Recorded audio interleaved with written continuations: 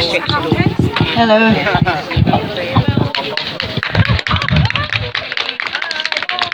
So, I didn't have time to prepare, so this was written on the bus. I cannot read because I don't have my specs. But, you know, something happened this week. Respectively, I've seen gracias. I've seen I've seen a new spirit arising, you know, in all this movement. And this spirit says that I can show you the enemy, and the enemy is all police people because they're all corrupted, all politicians because they're all pedophiles. You know, everybody that stands with them and doesn't have the exactly same ideas as us is of the enemy. This is the spirit that we inherited, because you've seen it in all revolutions. I spoke about this before. All bloody revolutions are based on this spirit of enmity. You know, this is for me the real hate speech. Once you generalize, you say, you know, for example, we see this from high places now, Mr. Boris Johnson saying that, you know, all anti-vaxxers are nuts, or we see other people, you know, considering us right-wingers and neo-Nazis or something like that. You can very easily generalize, and you can look for a final solution. We know that Bill Gates considers vaccines as his final solution. So I think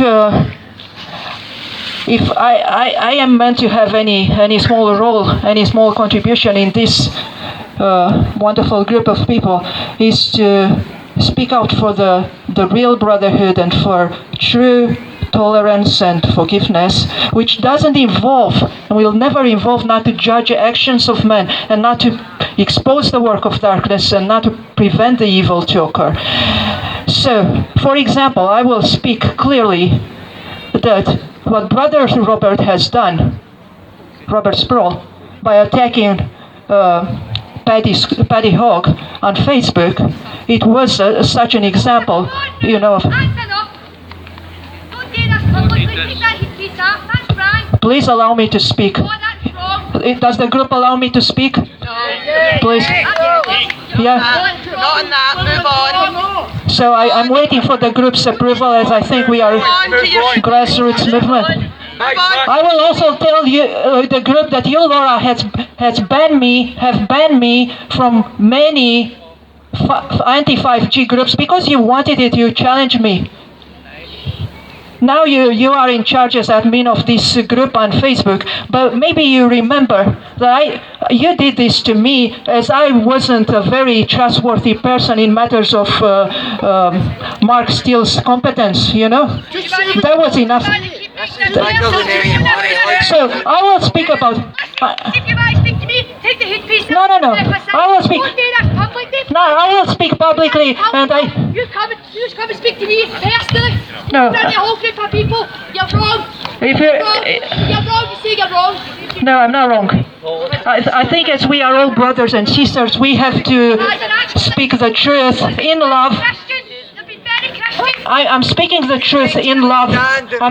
I'm speaking about acts of people who are truly verifiable. I don't think I deserve to be banned. I don't think Paddy deserved those harsh words, as he was obviously one of the most dedicated members of this meeting, and he really stood up to saving lives in all this thing, and his videos prove that. And he is one person that determine, you know, this outcome, that we don't have poisoned people in North Lanarkshire because he was against fracking. So I think I'm very sorry that I have to give names, but I'm determined to give names from now. I choose to. My conscience prompts me to give names. So this is. Please allow me the 10 minutes, so 15 minutes. the idea is that if we really promote another spirit than that of division, we have also to analyze people's actions and to stand up against anything that appears as an attempt to confiscate the movement and the right spirit that has to prevail. And that's what I'm trying to do. Because if there's any chance for any kind of movement, in my view, of course, I'm just speaking for myself, in a country like ours, is not to make enemies of the police, of the army or the secret services, because they have the power of the arm. So if there's any meaning in this and you want to reach to something, you have to make them your allies only by being a non-violent type of resistance, popular resistance, and speaking out the truth in love. So that's what I'm standing for. Also, if you don't want the police to be with you and the army, you'll get the UN troops, no worries. Because Mr. What was his? When speaking about New World Order, George Bush Sr. said that they need a credible New World Order supported by UN peace troops. That's what we will have. Now there are very few, coming from the third world. But of course, they can expand as much as possible. Money is all the issue. If all these young people who are starving, are unemployed in these poor countries, are brought into military, into these UN troops as mercenaries, they can come all over the world and indeed install the peace. There's no way a divided city can prevail. And it may seem that I'm speaking for division. I'm just speaking for the truth, and please verify what I'm saying. Now, another part of the population which needs great support in finding out the truth is the young people who are caught in this web of dependencies on, the virtual world and maybe porn and all kinds of games especially. They live in a parallel world and practically they don't belong to their parents anymore, and they can they can be very, very easily enticed into opposing any real movement. It's just a matter of how we are presenting. So my plea here, I'm deeply sorry that I offended people. I speak as I think it's right, but it's not my purpose to destroy anybody.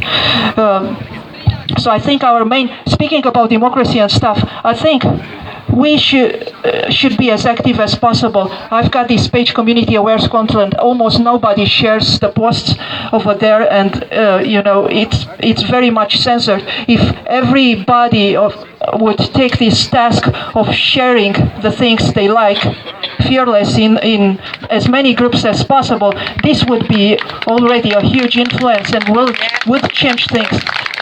To speak for the truth, I don't think we have much means. Organizing things as a small group won't change anything, but we may reach the hearts and the consciences of people who matter. Thank you, bless you, and again, forgiveness.